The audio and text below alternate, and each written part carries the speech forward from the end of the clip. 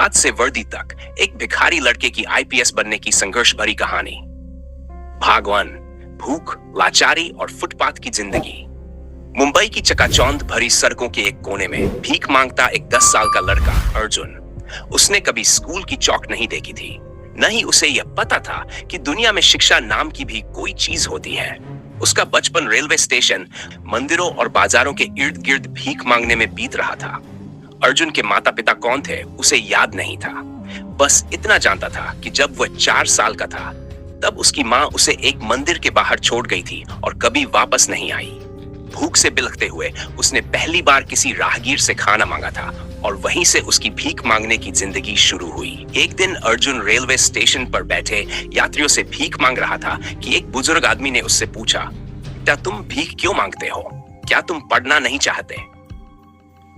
अर्जुन ने हंसकर कहा, पढ़ाई से पेट नहीं भरता बाबूजी। वह आदमी रमेश चाचा थे, जो पास ही के सरकारी स्कूल के हेडमास्टर थे। उन्होंने अर्जुन की बातों में छिपा दर्द महसूस किया और उसे अपने साथ स्कूल ले जाने का फैसला किया। अर्जुन को शुरू में यह सब अजीब लगा, लेकिन जब उसने पहली बार किताबों को छुआ तब उसे महसूस हुआ कि शायद भीख मांगने के अलावा भी कुछ किया जा सकता है। हालांकि स्कूल जाना उसके लिए आसान नहीं था। दूसरे बच्चे उसका मजाक उड़ाते, उसे भिखारी कहकर चिढ़ाते, लेकिन अर्जुन को अब यह साबित करना था कि वह भी कुछ कर सकता है। रमेश चाचा ने उसे अपने घर में जगह दी, लेकिन अर्जुन को अपने खर्चे के लिए खुद ही काम करना पड़ा। वह सुबह अखबार बेचता, दिन में स्कूल जाता और रात में स्ट्रीट लाइट के नीचे पढ़ाई करता। कई बार पेट खाली रहता, लेकिन उसने हार नहीं मानी। वक्त बीतता गया और अर्जुन ने 10वीं कक्षा में टॉप कर लिया। पूरी बस्ती में उसकी चर्चा होने लगी। सरकारी स्कॉलरशिप की मदद से उसने ग्रेजुएशन की पढ़ाई की, लेकिन उसका सपना केवल डिग्री लेना नहीं था। उसने तय कर लिया था कि वह आईपीएस अफसर बनेगा। यूपीएससी की परीक्षा आसान नहीं थी। अर्जुन के पास महंगी कोचिंग के लिए पैसे नहीं थे, इसलिए वह खुद ही पढ़ाई करता था। लाइब्रेरी में घंटों बैठकर किताबें पढ़ता, मुफ्त ऑनलाइन क्लासेस देखता और पुरानी किताबें खरीदता। पहली बार उसने परीक्षा दी, लेकिन असफल हो गया।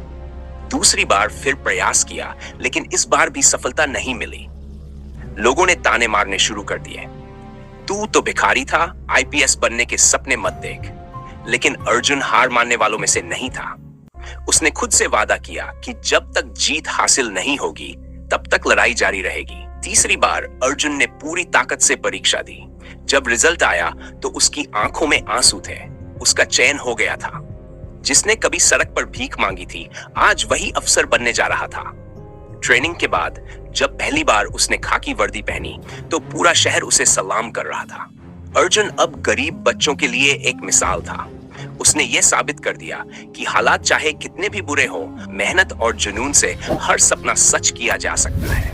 किसी ने सही कहा है, किस्मत बदलने का हक हर किसी के पास होता है, बस उसे पाने की हिम्मत होनी चाहिए।